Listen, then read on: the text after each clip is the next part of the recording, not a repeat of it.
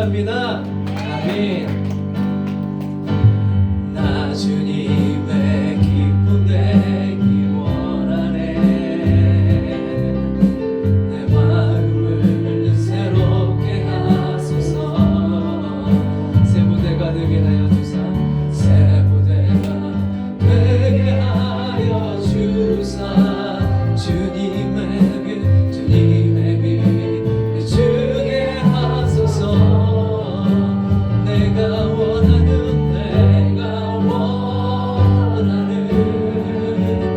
한 가지 주님의 기쁨이 되는 것. 내가 원하는 주님 그렇습니다. 한 가지 주님의 기쁨이 되는 것. 겸손히 내 마음 드립니다. 겸손히 내 마음 드립니다. 나의 모든 것 받으소서. 나의 마음 깨끗이 씻어주사. 주의 길로 행하게 하소서. 내가 원하는 한 가지 주님의 기쁨 되는 것. 주님의 기쁨이 되는 것. 내가 원하는 한 가지 주님의 기쁨이 되는 것. 내가 원하는 나는 주님 기쁨 되기 원합니다. 주님 우리 가르치시고 우리를 위해서 주님 앞에 그 기쁨의 향기로운 짐을 행하여 주옵소서. 내가 원하는 한 가지 주님의 기쁨이 되는. 내가 원하는 한 가지 주님의 기쁨이 되는 것. 되는 것. 한 가지 주님의 기쁨이 되는. 내가 원하는 한 가지 주님의 기쁨이. 아멘. 주의 기쁨 되게 원하오니 내가 원하는 한 가지 주님의 기쁨이 되는. 다시 한번 고백하십시다. 내가 원하는 한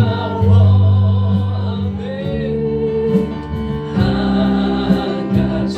나를 받으시고 주의 향기로운 짐을 되기 원하오니 주여 받아주옵소서. 주의 기쁨 되기를 원하옵나니 주여 역사하여 주옵소서. 한 가지 주님의 기쁨이 되는 것. 아버지 사랑 내가 노래해.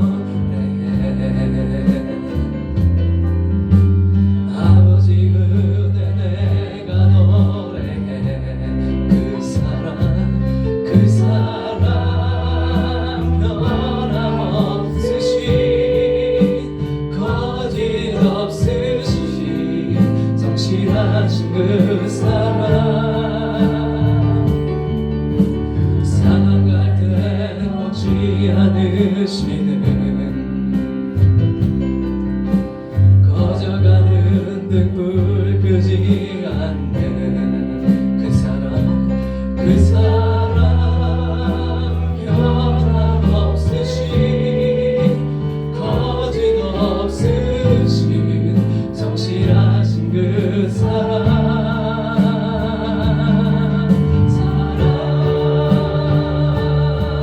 그 사랑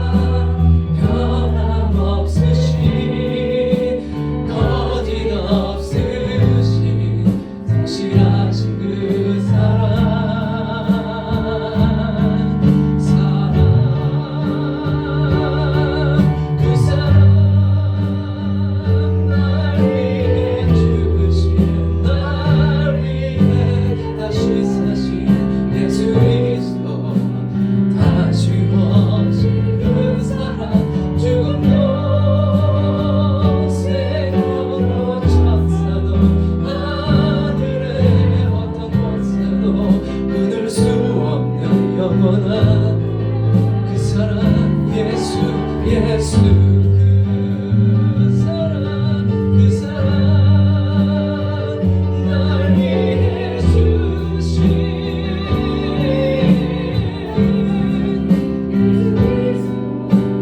다시 오실 그 사랑 죽음도 생명도 끊을 수 없는 영원한 그 사랑 예수 그 사랑 날 위해 죽으신 날 위해 다시 사신 예수 그리스도 다시 오실 그 사랑 죽음도 생명도 천사도 하늘의 어떤 권세도 끊을 수 없는 영원한 그 사랑 예수 찬양하라 내 영혼아 찬양하라 내 영혼아 찬양하라 찬양하라 내 영혼아 내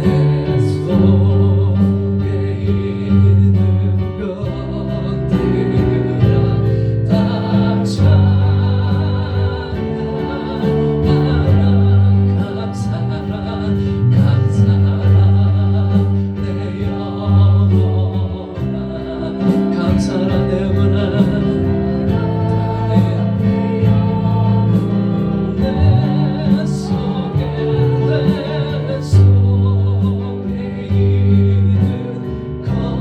것들아 주께 감사하라 기뻐하라 기뻐하라 내 영혼아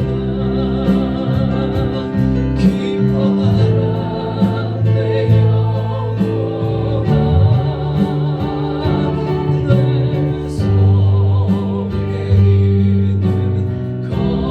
있는 것들아 다 기뻐하라 예배하라 예배하라 내 영혼아 예배하라 내 영혼아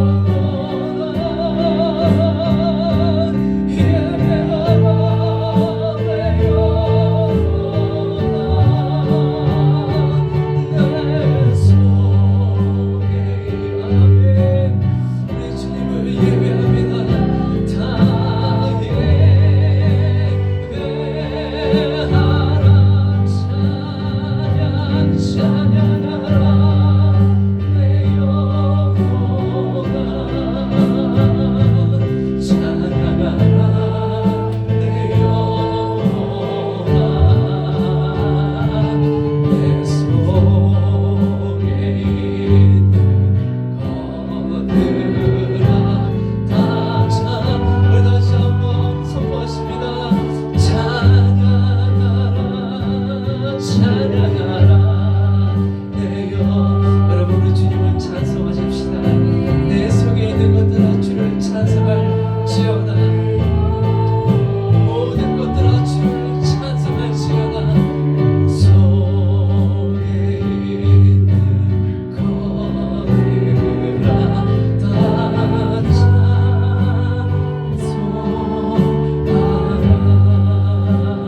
찬송하라 내 영혼이 주님을 찬송합니다 아멘 You may be seated 우리 자리에 앉으시기 바라겠습니다 예, 로마서 12장 2절 말씀입니다 한 절 말씀입니다 우리 한 목소리로 함께 봉독하십니다 너희는 이 세대를 본받지 말고 오직 마음을 새롭게 함으로 변화를 받아 하나님의 선하시고 기뻐하시고 온전하신 뜻이 무엇인지 분별하도록 하라 아멘 자리에 앉으시겠습니다 할렐루야 여러분 한 주간 동안 평안하셨습니까? 네. 예 여러분 우리 주님의 그 평안이 오늘 예배에 참석하신 모든 분들과 그 가정 위에 충만케 역사하시기를 축복합니다. 저희가 이곳으로 이사 온 지요 거의 만 1년이 되었습니다. 예, 자축해도 될 것 같아요. 그동안 하나님께서요, 우리가 이 시간들을 지나면서 참으로 많은 것들을 이루게 하여 주시고 또 우리가 지나도록 허락하여 주셨습니다. 특별히 지난 3월부터 시작한 그 팬데믹 기간 동안에도요, 우리에게 그 예배의 시간들을 허락하시고 또 오늘에 이르기까지 또 주님을 예배할 수 있도록 우리에게 감동케 하여 주시고 우리의 삶을 인도하여 주신 그 하나님의 은혜에 감사와 찬송을 드립니다. 그 주님의 마르지 아니하시는 그 은혜가 오늘 또 주님 앞에 나오신 모든 분들에게 주님과 더 가까워지시고 진리의 그 성령께서 우리의 눈을 밝히시고 또 주의 그 말씀을 들을 때에 깨닫게 해주시고 또 하나님과 더 가까워져가는 주의 지성소 앞으로 나아가시는 귀하고 복된 시간 되시기를 바랍니다. 우리 오늘 읽은 그 말씀 위에서 잠시 기도하시겠습니다.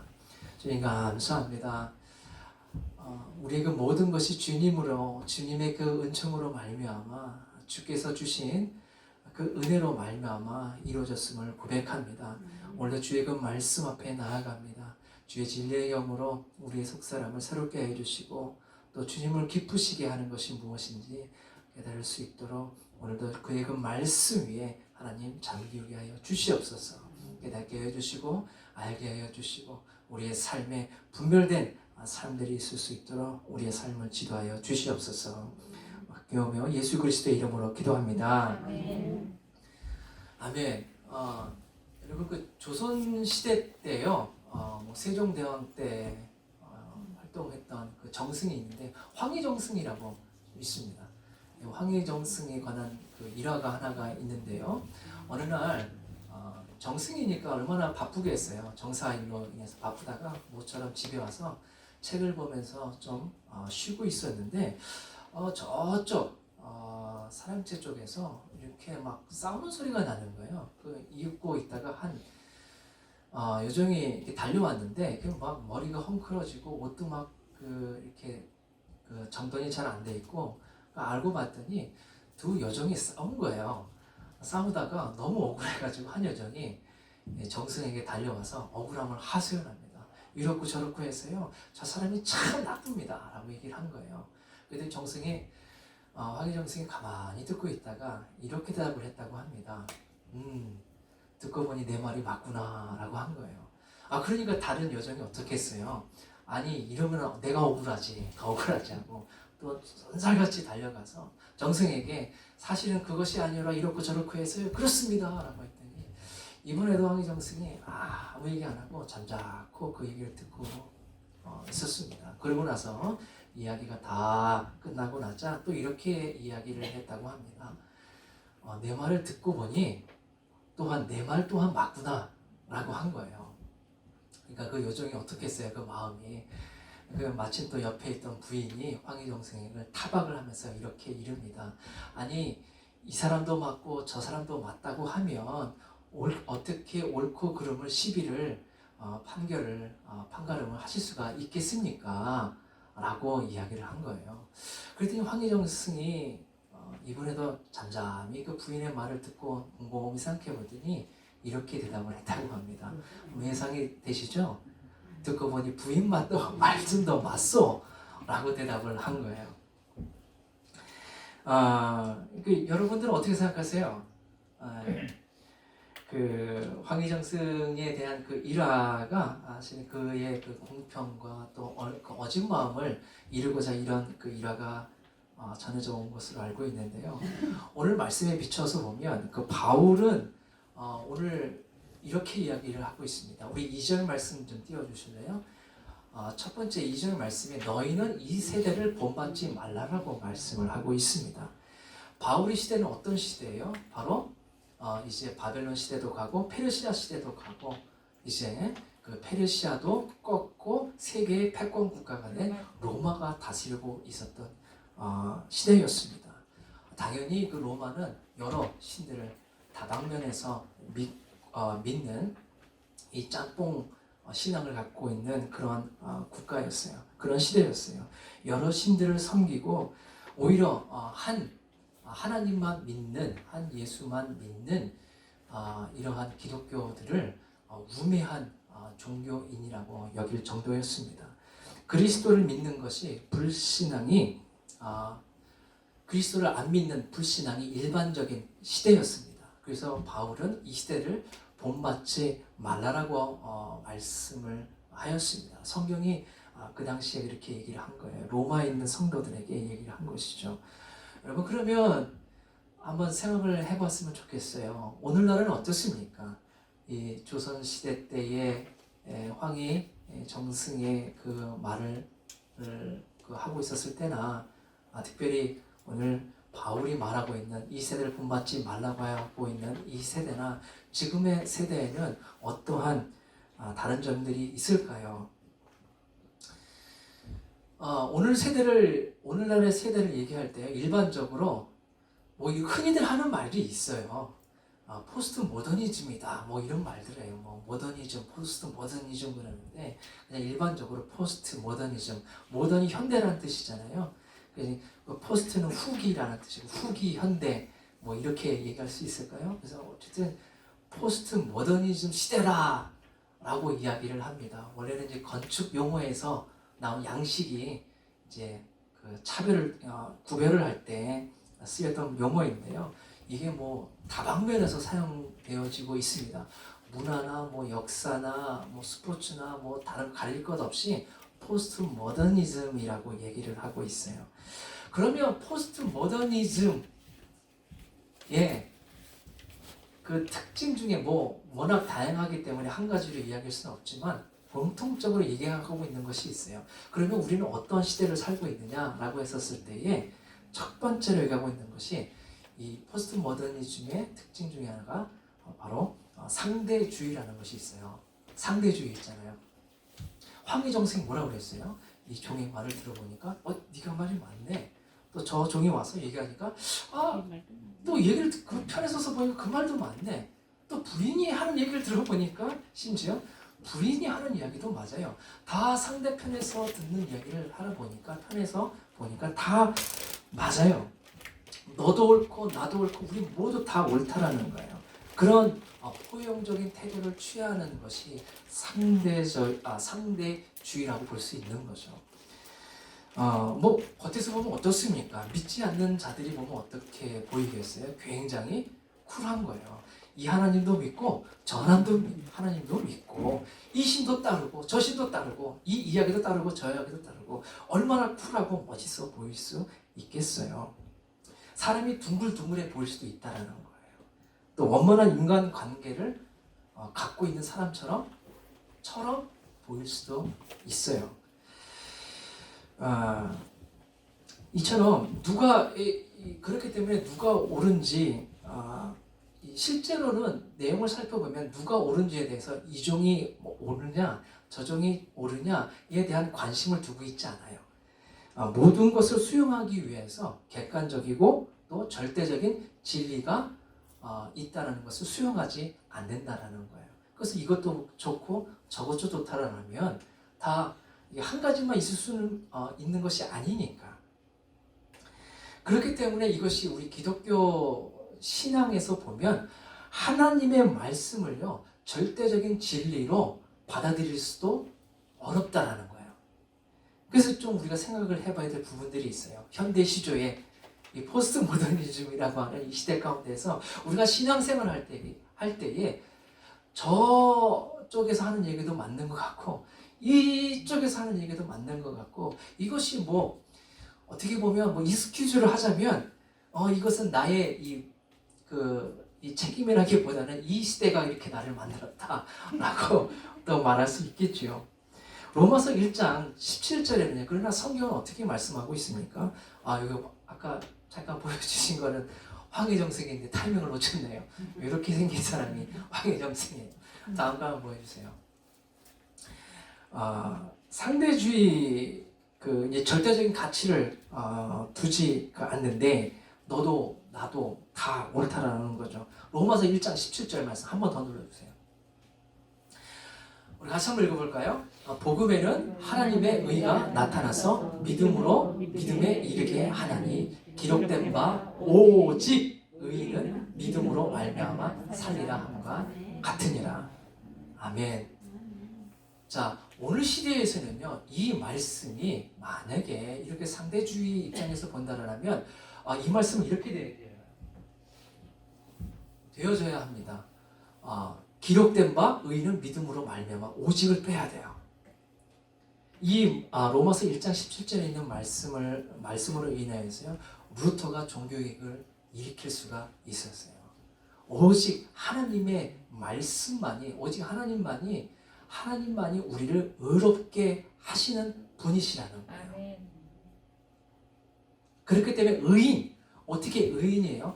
하나님만이 예수 그리스도를 통하여서 우리를 의롭게, 죄가 없다, 이 법정 용어라고 했잖아요. 의롭다는 게 righteousness가 이게 심판을 받는 거죠. 이게 사단은 끊임없이 우리를 고소를 하잖아요. 저 사람은 죄인입니다. 저 사람은 죄인입니다.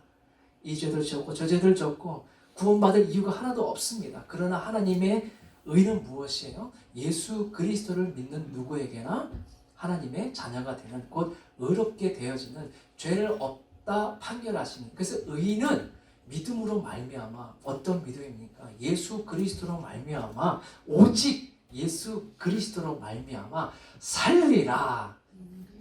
여러분과 우리가 어떻게 살았어요? 하나님의 준엄하신 심판의 그 손길 가운데서 어떻게 살게 되어졌습니까? 오직 믿음으로, 오직 예수 그리스도의 십자가의 그 보혈의 능력으로, 그 믿음으로 우리가 살았다는 거예요. 여러분과 내가 그래서 살게 되는 거예요. 오직 믿음으로 산다는 것에 대해서요, 오직이라는 말을 상대주의에서는 받을 수가 없는 거예요. 이것은 자연스럽게, 이게 또 어떻게 되어지냐면요, 자연스럽게 이 상대주의가 이렇게 되다 보니까 어떻게 변하게 되어지냐면 다원주의라는 것으로 발전이 되어져요. 다원주의는 뭐냐면 원리가 여러 개예요. 네 원리만 원리냐, 내 원리도 원리다. 여러 개가 있다라는 거예요. 여러분, 이제 아마 10월 중순께면 해처패스 픽 레이크인가요? 이름이 뭐죠? 서밋 레이크. 예, 서밋 레이크. 그 꼭대기 있는 거 있잖아요. 거기 이렇게 아마 지금쯤은 닫혔을 것 같은데요. 여름에는 거기 올라가실 때 어떻게 올라가세요? 보통은 우리 와실러 팔머나 앵커리지에 계신 분들은 이쪽 팔머 쪽으로 해가지고 윌로우 피시 훅 쪽으로 길을 타고 올라간단 말이에요. 근데 그 길만 있는 것이 아니거든요. 저쪽에 우리 팍스하이웨이를 타고 쭉 올라가면 빅 레이크 지나서 휴스턴 지나서 윌로우가 나오잖아요. 그 윌로우에도 보면 해처패스로 가는 윌로우 피쉬 로드가 있어요. 다 연결이 돼 있단 말이에요.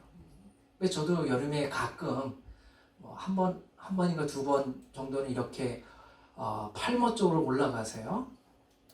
그 서밋 레이크 지나서 이쪽 그 윌로우 쪽에 있는 쪽으로 빠져나와서 거기에 보면 아이스크림 가게가 있습니다. 참 맛있어요. 거기서 아이스크림 먹고 다시 와실라로 돌아온 적이 있는데요. 이와 같이 서밋 레이크 그 꼭대기에 있는 정상에 가기 위해서는 한 길만 있는 게 아니라는 거예요. 팔머 쪽으로 가도 되고 이 윌로우 쪽으로 가도 된다는 거예요. 원리가 여러 개 있다는 거예요. 왜 자꾸 하나만 얘기하라는 것이 이 현대의 흐름이라는 거예요. 어느 쪽으로 가든지 이것은 자신의 선택이나 취향이라는 거예요. 네 좋은 취향대로 하라는 거예요.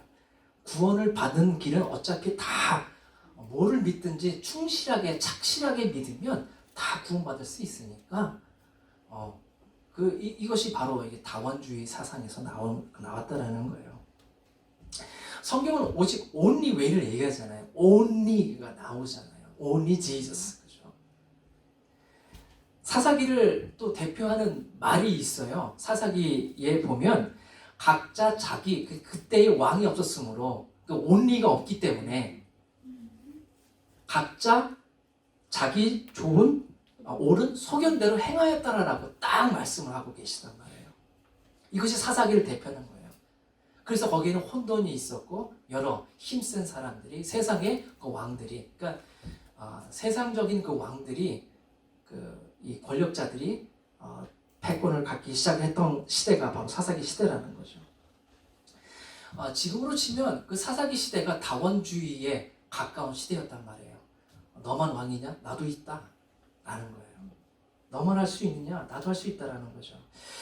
그러면 여러분 어떻게 생각하세요? 제가 대학교에 있었을 때 제가 20살 때 은혜를 받았어요. 은혜를 받아서 이게 어떻게 해요? 그러니까 제 만나는 친구들마다 이렇게 복음을 전했어요. 뭐 이렇게 붙잡고 뭐 사역을 전하거나 이런 것은 아니지만 자연스럽게 시간이 되면 예수님에 대해서 또 교회 한번 같이 한번 가보지 않겠느냐라고 권면을 하고 그랬었어요. 근데 지금도 안 잊혀지는 친구가 있는데 제가 학생회 활동을 할 때 같이 활동을 하던 학생회 활동을 하던 동료가 있었습니다. 그 친구에게 같이 이야기를 해줬어요.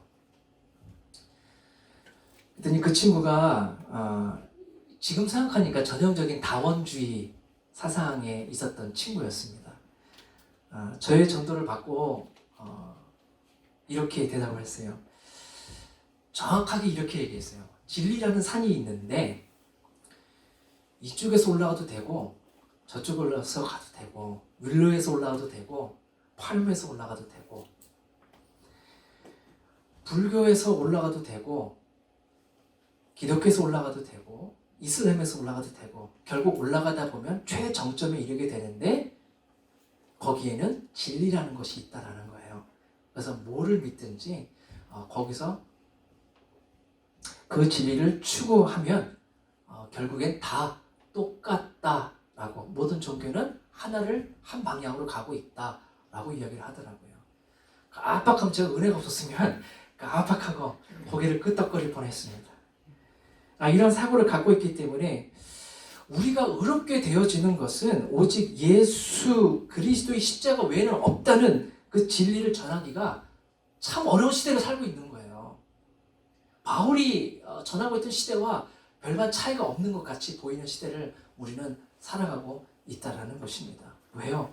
굳이 예수 그리스도 안 하더라도 내가 있는 자리에서 내가 착하게 살거나 내가 성실하게 살거나 내가 어떤 종교를 믿든지 그 길에서 착실하게 올라가면 결국엔 하나의 그 진리 가운데 도달할 수 있다는 그 믿음이 자리 잡고 있기 때문에 은연중에 자리 잡고 있기 때문에 이 시대를 바울은 그처럼 본받지 말라고 한 것처럼 우리도 정신을 차리고 우리의 삶의 방향을 우리가 어떤 방향에서 시작을 하고 있는가를 우리는 잘 살펴보아야 한다는 것이에요. 분별하라라고 말씀을 하고 있는 의미가 바로 그런 의미인 것입니다. 참 어렵겠지요. 같이 가자. 저기 좋은 데 있다. 같이 가자 했는데 나도 좋은 데 어떻게 가는지 알아. 그러면 참 어려운 거예요. 여러분들은 어떻게 구원받으셨습니까? 예수 그리스도의 그 길을 걸어가기로 어떻게 작정하셨습니까? 결국에는 예수 그리스도의 참 진리 곧 하나님의 말씀을 통하지 않고서는 이처럼 우리가 혼동되기 쉬운 길들이 참으로 우리 앞에 많이 놓여져 있다는 것을 유의하시기를 부탁드리겠습니다. 이 진리를 그래서 참 전하기 어려운 시대를 우리는 살고 있어요. 그래서 지금도 우리에게 유용한 말씀이 너희는 이 시대를 본받지 말라는 말씀이 지금도 우리에게는 유효하다라는 거예요. 세상은 아직도 그렇게 우리에게 뭐 앉아봐봐 세상은 이런 거야 라고 가르치고 있는 것은 아니죠.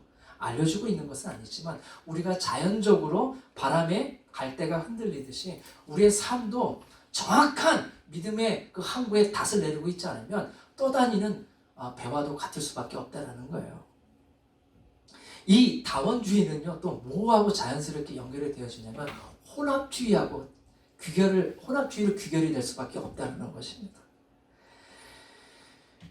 제가 이렇게 혼합주의에 대해서 이렇게 어렵게 제가 이렇게 써놓긴 했는데 쉽게 말하면요. 요즘에 제가 이렇게 잘은 모르지만 전 미국에 있기 때문에 가끔씩 한국에 있는 그 엔터테인먼트계를 이렇게 보면 뭐 가수가 가수만 하는 게 아니잖아요. 옛날같이 가수는 가수만 하고 영화 배우는 영화만 하고 이런 게 지금은 아니잖아요. 가수가 영화 배우를 하더라도 하나도 이상하지가 않잖아요. 오히려 안 하면은 이제는 인기가 한물 갔나? 라고 여길 만큼 이런 시대를 살고 있어야 되죠. 이게 뭐 배우가 노래를 잘해서 뮤지컬 배우를 한다든지 아니면 본격적으로 가수를 한다든지 이것이 전혀 이상하게 생각되지 않는 시대 가운데 우리는 있다라는 거예요. 글쎄요, 우리 권사님, 집사님 또 어느 정도 인생의 연륜이 계신 분들은 아마 아실 것 같아요. 옛날에는 그런 거 상상도 못했을 것 같아요. 다른 거 한다라는 거죠. 쉽게 말하면 그냥 그런 거 비슷한 거다라는 거예요. 혼합주의가 그렇다라는 거예요. 그 어느 이 정통 배우가요, 이렇게 연극 연극 학과를 나오고 배우가 된 배우가 이렇게 가수로 지망을 했다가 인기를 힘입어서 배우가 된 그 사람의 연기를 보고 나중에 한마디를 했대요. 나는 노래를 못해서 가수를 안 하고 있으니까 당신은 연기를 못하니 가수만 하라는 거예요. 예. 바울이 오늘 말씀을 통해서 보면 예수 그리스도로 말미암은 구원의 진리가 율법의 할례나 율법의 정통의 문제, 관습의 문제 있죠. 그래서 너희는 새롭게 함으로 변화를 받아 하나님의 선하시고 기쁘시고 온전한 뜻이 무엇인지 분별하라고 하였는데요. 우리가 새롭게 된다라고 할 때 옷을 벗는다라는 개념을 사용하기도 합니다. 그럼 어떤 옷이냐? 이 관습의 옷이에요. 습관의 옷이에요. 우리 바울이 그토록 싸웠던 것은 유대의 전통의 그 옷이라는 거예요. 예수 그리스도로 말미암아 우리가 새 옷을 입어야 함에도 불구하고 그 당시의 로마나 당시 크리스찬들이 이제 기독교에 새로 들어오게 되어지면서 말씀에 대한 정확한 원리를 이렇게 다원주의가 당연히 된 거죠. 처음에 유대교에 있다가 기독교에 왔으니 이게 한꺼번에 뿌리를 뽑지 못하니까 자꾸 기독교에 있으면서도 예수 그리스도의 십자가의 only way, 그 길이 아니라 정통적인 방법들도 같이 가져오기 시작을 한 거예요. 혼합이 일어나기 시작을 한 거예요. 왜 우리 한국도 그게 있었잖아요. 어느 그 목사님이 그 빈민 선교를 하고 있다가 그 아이를 이렇게 정성스럽게 어려운 환경 가운데서도 이렇게 병원에 데려가서 낫게 해줬더니 어머니가 교회를 다니지 않았던 어머님이신데 감사해서 어떻게 했냐면은 그 예배를 드렸는데 어떻게 했어요? 갔더니 그 목사님이 보고 황당해가지고 놀라셨잖아요. 그 기억 안 나세요? 이렇게 상 차려는 거기다가 촛불 꼽아놓고 이렇게 빌고 있다라는 거 아니에요? 하나님께 이렇게 빌고 있다라는 거 아니에요? 그 원리가 이렇게 여러 군데 두다 보니까 온전한 이 예수 그리스도를 그 한 원리를 가지고 나가기가 어렵다라는 거죠. 이런 우상 숭배 것들이 나는 우상 숭배도 우상도 섬기고 하나님도 섬기고 예수님도 섬길 거야라고 한 것은 아니지만 자연스럽게 그 안에 산재되어 있는 그의 삶 가운데 인생의 여정 가운데 녹아있는 상대주의나 다원주의나 혼합주의나 이런 부분들이 다 오므라져서 이 성화의 과정이라는 것이 무엇입니까? 바로 말하면 이것을 온전히 예수 그리스도를 아는 데까지 분별하는 데까지 이르는 것이라고 말씀을 드릴 수가 있겠죠. 그것을 이 훈련을 받지 못하다 보니까 그런 성화의 과정들을 갖지 못하다 보니까 촛불 켜놓고 성당 아래에서 비비듯이 손을 비비고 있다라는 거죠. 여러분, 우리는 어떠한 시대 가운데서 살고 있습니까? 우리는 분별해야 돼요. 그래서 디선이라고 하고 있죠. 분별된 마음을 갖고 있어야 하는데 성경은 세상을 향한 그렇기 때문에 기본적인 태도를 우리에게 명확하게 말씀해주고 있습니다. 무엇이에요? 세상을 본받지 말라라고 이야기를 하고 있는 것이에요. 요한 그 제자 요한은 또 이렇게 얘기를 했습니다. 이 세상이나 세상에 있는 것들을 사랑하지 말라라고 하고 있습니다. 예, 섞이지 말라라는 거죠. 그리고 그것에도 원리를 두고 또 하나님께도 원리를 두는 그러한 삶을 살지 말라는 것이죠. 누구든지 세상을 사랑하면 아버지의 사랑이 그 안에 있지 아니하니 원리를 하나만 두라는 거예요. only way의 길을 두라는 거예요. 이것도 믿고 저것도 믿고 좋다라는 것은 다 따라다닌다면 정작 중요한 참 하나님의 그 진리 가운데 올바로 서지 못한다는 거죠. 이는 세상에 있는 모든 것이 육신의 정욕과 안목의 정욕과 이생의 자랑이니 다 아버지께로부터 온 것이 아니요 세상으로부터 온 것이라. 나의 원함과 나의 소견과 나의 옳은 것이 때로는 하나님의 것을 우리가 선포해야 될 필요도 있지만 이것이 아버지께로부터 온 것이 아니라 출처잖아요. 소스잖아요. from이잖아요. 그것이 나로부터 온 것이라면 이것은 명확하게 뭐라고 하고 있습니까? 세상으로부터 온 것이라고 하고 있는데 세상은 육신의 정욕과 안목의 정욕과 이상의 자랑이라고 이야기를 하고 있습니다. 그렇기 때문에 오늘 성경은 우리에게 믿음의 삶을 우리의 몸을 거룩한 산 제사로 드리는 우리에게 이렇게 말씀해 주시고 있습니다. 이 세상을 거슬러 살으라고 이야기를 하고 있습니다. 이 시대의 풍족 가운데에 따르는 삶을 살지 말라라고 이야기를 하고 있습니다. 그렇게 하기 위해서 구별해야 된다는 것이죠. 어떻게 구별할 수 있겠어요? 우리가 어떻게 여러 곳 가운데 우리의 그 원리를 두지 않고 오직 예수 그리스도 안에 우리의 그 원리를 두는 삶을 살아갈 수 있겠습니까? 여러분 매일매일 하시는 거 있잖아요. 큐티, 말씀 보시고. 이게 참 중요한 거예요. 어떻게 보면 지렛대와도 같았어요. 우리는 작은 것을 드리지만 하나님께서는 우리에게 더 많은 것들을 열매 맺게 해주시는데 이런 세상의 정욕과 이생의 자랑이나 이런 것들로부터 우리가 떠나 어떻게 돼요? 떠나는 것이 목적이 아니죠. 무엇이요? 하나님만 사랑하게 한다는 것입니다.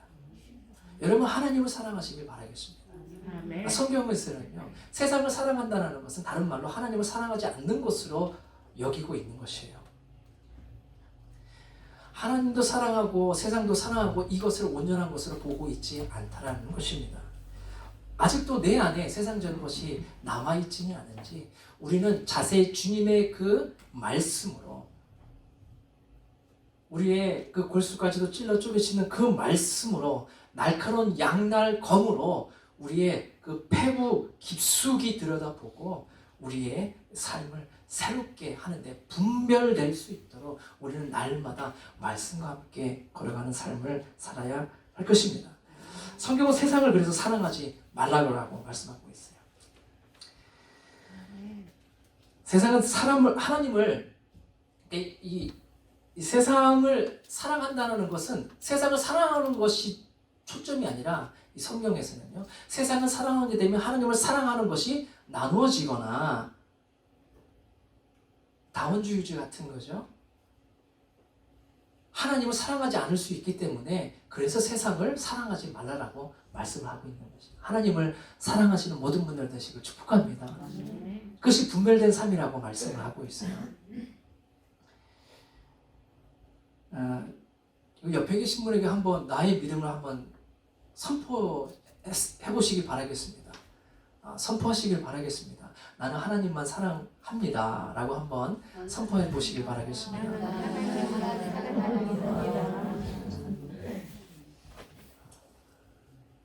여기 앞에 서니까 다 보이네. 누가 하고 누가 하는지 다 보이게 되네요. 명확해야 돼요. 성경은요 주저주저하지 않고 불분명하게 우리에게 말하고 있지 않습니다. 정확하게 우리에게 말씀해 주시고 있죠. 마음을 나누지 말라라고 하고 있어요. 그것은 온전한 사랑이 아니라고 말씀을 하고 있습니다. 이것은 세상의 풍조를 오히려 따르는 것이라고 이야기를 하고 있어요. 그래서 바울이 그러면서 마음을 새롭게 하라라고 얘기를 하고 있는데요. 마음을 새롭게 한다는 것. 제가 이 얘기가 생각이 좀 나요. 한 선교사님이 아프리카로 선교를 가 있는데 거기 덥잖아요. 더운 것도 더운 거지만 제일 중요한 것이 물이 부족하잖아요. 보통 보면 아프리카에 있는 어린아이들이 하루에 그 일과를 뭘로 보내냐면 학교도 못 가고 뭘로 보내냐면 가족들이 마시는 물을 길러오러 몇 시간을 걸어서 왔다 갔다 반나절 이상을 보낸다고 합니다. 저도 한번 영상을 봤는데 그 고사리 같은 손으로 누가 누구를 들고 다니는지 모르겠어요. 물통도 이만한 걸 들고 다니더라고요. 그래서 어느 단체에서는 선교단체에서는 아이들이 너무 무거우니까 이 물통을 이렇게 옛날에 지게지듯이 양쪽에 들고 가니까 이거를 드럼통 있잖아요. 드럼통처럼 이렇게 해가지고 그 사이에다가 밀대를 집어넣어서 이렇게 분리해서 갈 수 있게 이렇게 아이디어를 해서 그 드럼통 물 드럼통을 나눠주는 선교단체도 있더라고요. 어쨌든 이게 이 물이 참 제일 먼저 해결돼야 될 문제가 이 아프리카에서는 물이에요. 더운 것도 더운 거지만 그 선교사님이 어쨌든 이렇게 마을을 그 선교하러 전도하러 상황을 보러 가보니까 거기에 여전히 물 때문에 고생하는 사람들이 우리 아이들부터 그 여인들의 일까지 많단 말이죠. 그래서 그분이 저도 좀 배워본 적이 있는데 수맥 찾는 그 봉이 있잖아요. 네, 그걸 좀 배워오신 모양이에요. 그래서 열심히 마을 다니면서 하다 보니까 물길을 찾은 거예요. 그래서 너무도 깊으잖아요.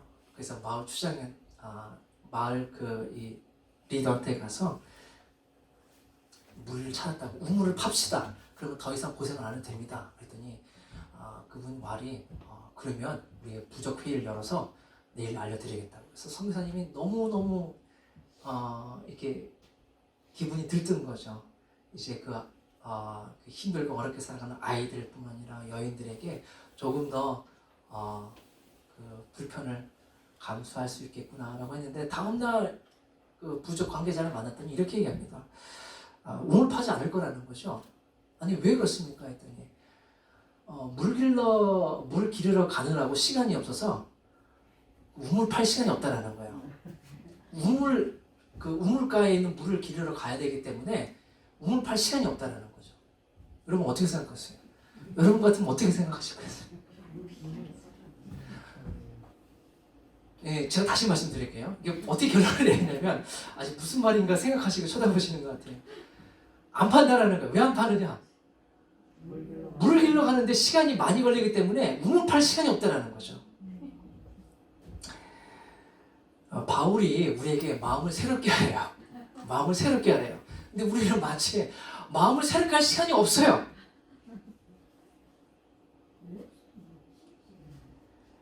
예. 에베소서 4장 22절에서 24절 이렇게 말씀합니다. 너희는 육의 욕심을 따라 썩어져가는 구습을 따르는 옛사람을 벗어버리고 옛사람은 그런 거예요.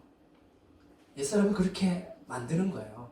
오직 너의 심령이 새롭게 되어 하나님을 따라 의와 진리의 거룩함으로 지으심을 받은 새 사람을 입으라 라고 하고 있습니다. 그렇기 때문에요. 새 사람이 된다는 것은요. 나의 힘으로 힘들다라는 거예요. 나의 이 옷을요. 벗는다라는 것은 힘들다라는 거죠. 사람이 그런 것 같아요. 그렇죠. 뭐가 그래요? 현재의 문제 속에서요. 내가 경험하는 그 신앙의 문제나 믿음의 문제나 갈등이나 여러 가지 가운데에서요.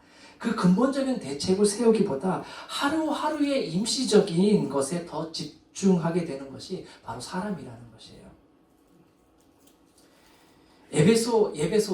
에베소서잖아요. 그 바울이 또 이제 에베소에 있는 교인들에게 보냈는데 에베소에 있는 교인들에게 있어서 새롭게 되어지는 길은 옛사람을 버리고 예수 그리스도를 통해서 하나님의 의를 입고 십자가의 보혈을 통해서 새롭게 되어지는 것입니다. 오직 하나님의 의는 우리가 함께 나누었지만 하나님의 의롭다 하시면 어떻게 얻어요? 오직 only way 그죠? Jesus 예수 그리스도를 통해서만이에요. 제가 어느 성도님한테 이런 얘기를 좀 들었어요. 새롭게 되어진다는 그 의미를 한번 생각을 해보게 되었어요. 누가복음을 듣는데요. 처음에는 그냥 그 누가복음 말씀을 틀어놓고 그냥 자기 할 일을 한 거죠. 설거지도 하고 방도 쓸고 앞마당도 쓸고 그러다가 말씀을 듣고 듣다 보니까 말씀이 귀에 들어온대요. 예. 귀가 열리더라는 거예요.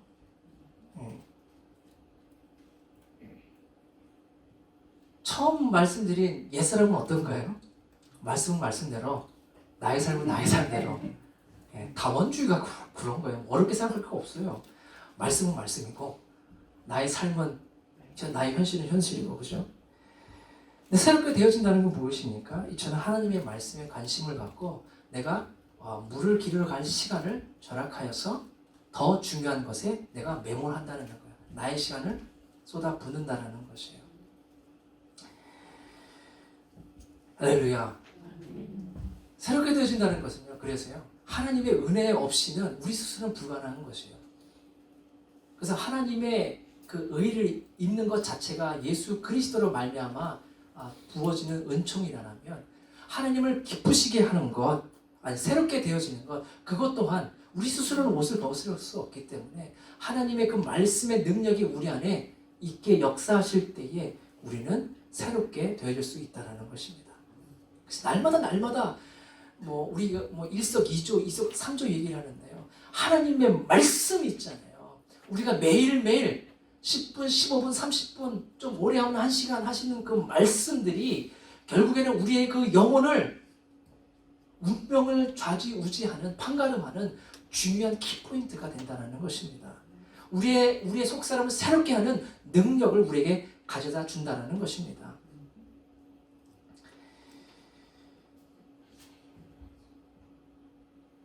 새롭게 하면서 주님을 기쁘시게 하는 삶을 살아라고 얘기를 하고 있어요. 예수님께서요, 가이사라 빌립보라는 곳에 이르렀을 때에 이런 말씀을 하십니다. 예수님이 그런 말씀을 하신 적이 없는데 제자들에게 갑자기 이런 얘기를 물어보시는 거예요. 사람들이 나를 누구라고 하느냐? 사람들의 그 반응을 또 의식을 하셔서 이렇게 물어보신 거예요.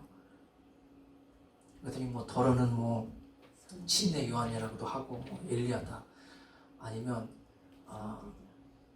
죽은 선지자 중에 그 한 사람이 다시 살아난 거다라고 얘기를 한 거예요. 그럴 때에 베드로 옆에 딱 있다가 손을 번쩍 들었죠. 주님, 주는 그리스도요, 살아계신 하나님의 아들이십니다. 그 말을 들었을 때 예수님께서 얼마나 기쁘셨을까요? 그죠? 누군가가 정말 듣기를 원하는 말을 했었을 때 하나님께서도 듣기 원하시는 말씀이 있으세요. 바로 베드로가 한 말이란 말이에요. 예수님이 듣고자 하시는 말씀이 있었단 말이에요. 그래서 선교하셨고 전도하셨던 거예요. 시돈이나 두로에 가서도 전도하신 이유가 바로 그것이에요. 베드로가 정확하게 그것을 딱 꼬집어서 얘기한 거죠. 주는 그리스도시요, 살아계신 하나님의 아들이십니다 라고 하니까 우리가 모르긴 몰라도 우리가 예수님이라면 당시 시대로 돌아가면 얼마나 기뻤겠어요. 이 베드로가 달라졌어요. 그랬을 것 같아요. 이럴 때 고개를 끄덕거리셔도 괜찮아요. 예. 베드로가 그런 베드로가 아니었어요. 그런데 예수님께서 더 중요한 원리를 말씀해 주셨어요.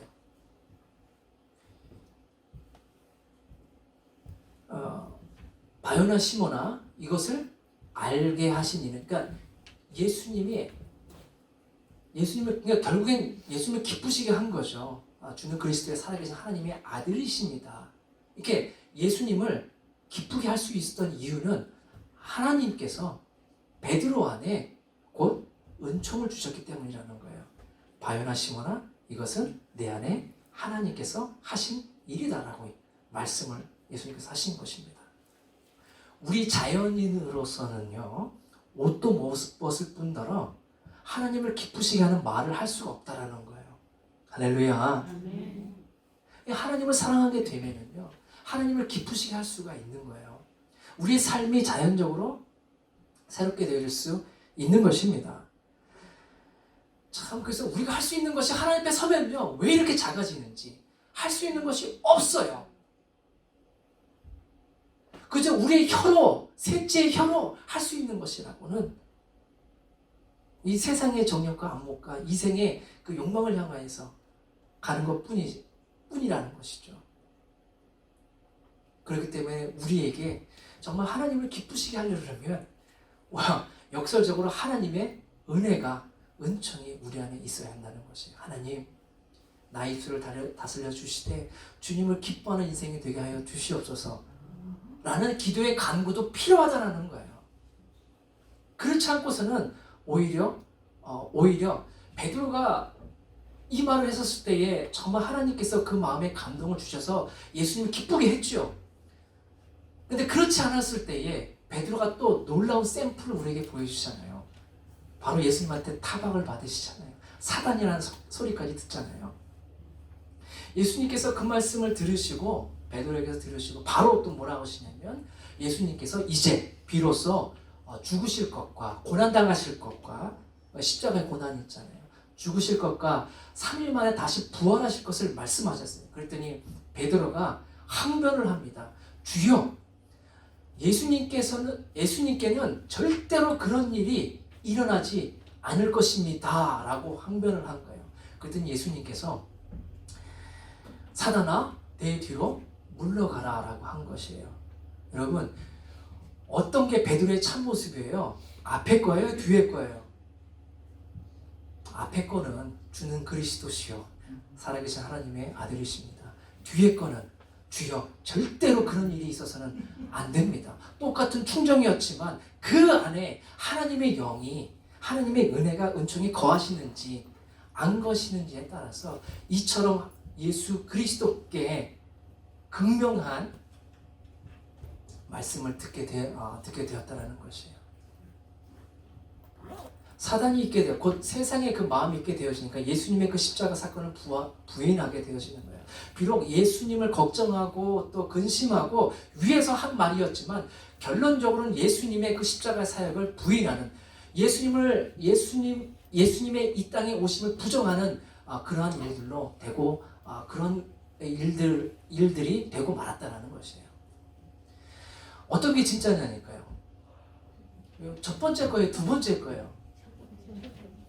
두 번째라는 거예요. 성령이 없으면 우리는 다 그렇다라는 거예요. 남을 위해서 한다고 하지만 그것이 그에게 독이 될 수도 있고 칼이 될 수도 있고 침이 될 수도 있다라는 거예요. 그러나 성령이 오시면, 우리가 하나님의 그 은혜가 우리에게 있게 되어지면, 그래서 그 공짜로 오지가 않다니까요. 우리 간구해야 된다니까요. 하나님 내게 그리스도의 그 영을, 하나님 아버지의 그 마음을 주셔서 주님을 미쁘시게 하는 자가 없어서. 우리 찬송했잖아요. 내가 원하는 한 가지, 주님의 기쁨 되는 것. 그 마음과 소원을 가지고, 소망을 가지고 주께 기도하시는 모든 분들 되시길 바라겠습니다.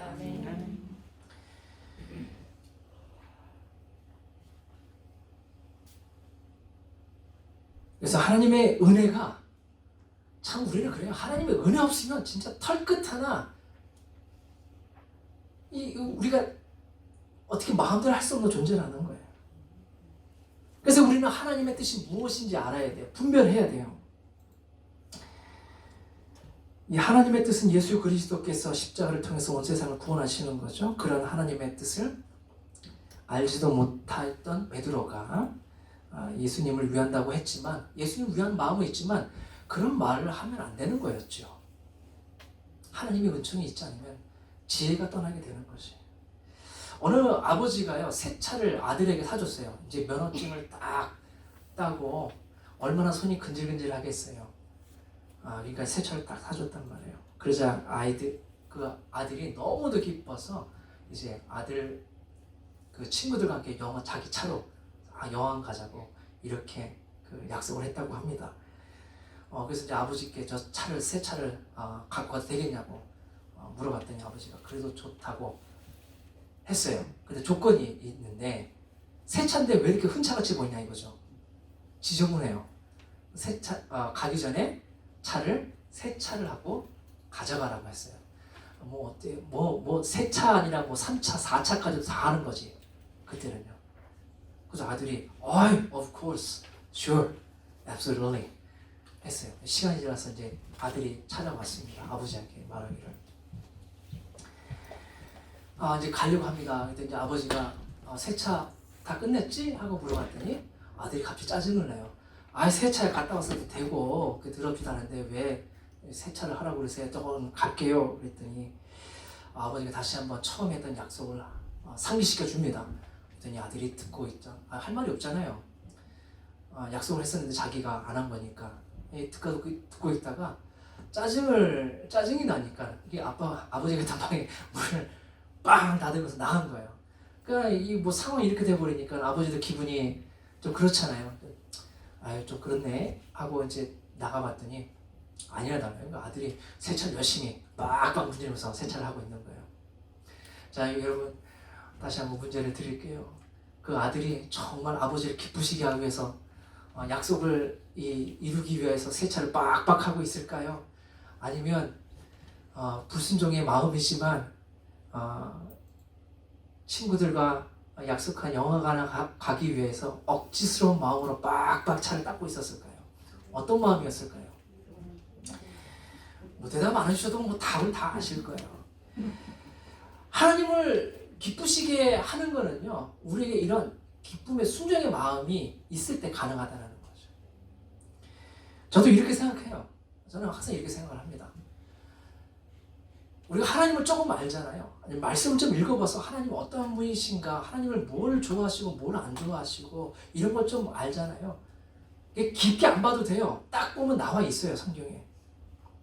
그럼 이렇게 할 것 같은데 여러분들도 아마 그렇게 하실 것 같아요. 어쨌든 하나님은 그 말씀하신 것을 하나도 땅에 떨어뜨리신 것이 없으시대요. 말씀하신 것은 반드시 이루신대요. 그러면 좀 폼나게 아버지, 제가 말씀대로 다 세차 끝. 아버지가 그래? 너 끝나고 나서 영화하고 친구들하고 뭐 사 먹어라. 돈 주지 않겠어요? 여러분 같으면 안 그러시겠어요? 10불은 20불도 뭐 있는 거대로 딱 하지 않겠어요?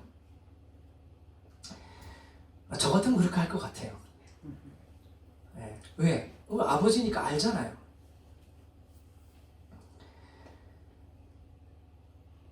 저도 이제 휘진이가 처음 운전면허를 따가지고 고등학교 때 이제 처음으로 스스로 운전해서 학교를 가는데 우리 부모님들 다 아시지만 아이들 학교 데려다 주는 것이 보통 일이 아니잖아요.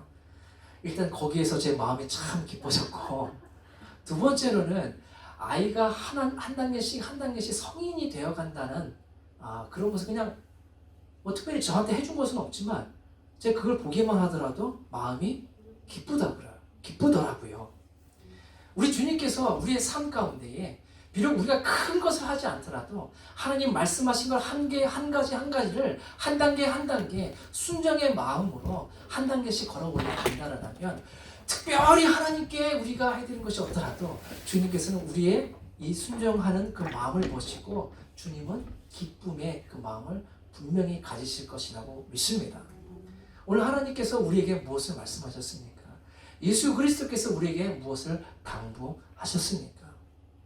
잃어버린 자에게 가서 복음을 전하며 땅끝까지 이르러서 내 증인이 되라라고 말씀해 주셨습니다.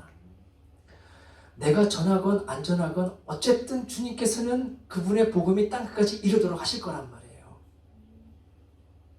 이 예수님께서 이 이스라엘을 바라보면서 그랬잖아요. 예수님을 찬송하지 않으면 저 돌들로도 찬송케 하실 것이라고 말씀하셨잖아요. 그렇다면 오늘 우리에게 주님께서 말씀하시기를 주님을 기쁘시게 하는 자가 되라라고 말씀해 주시고 계셔요. 우리가 어떻게 주님을 기쁘시게 하실 수 있을까요? 우리 그 말씀, 매일의 그 말씀들을 통하여서 주님의 참 기쁨의 것들을 하나씩 이 분별하라라고 하고 있는데요. 분별하다의 그 뜻에는 뭐가 있냐면 프루브라는 뜻이 있어요. 증명하다는 뜻을 갖고 있단 말이에요. 우리가 주님의 그 마음을 알고 있다면, 하나님의 그 마음을 알고 있다면, 예수 그리스도를 어떻게 기쁘시게 하는지 알고 있다면 분별하라. 곧 그대로 내 자신을 증명하라는 거예요. 여러분, are you ready? 예. 주님을 기쁘시게 하시는 모든 분들 되시길 바라겠습니다. 주님께서 그에 필요한 기쁨의 그 은총들을 우리에게 부어 주실 줄로 믿습니다.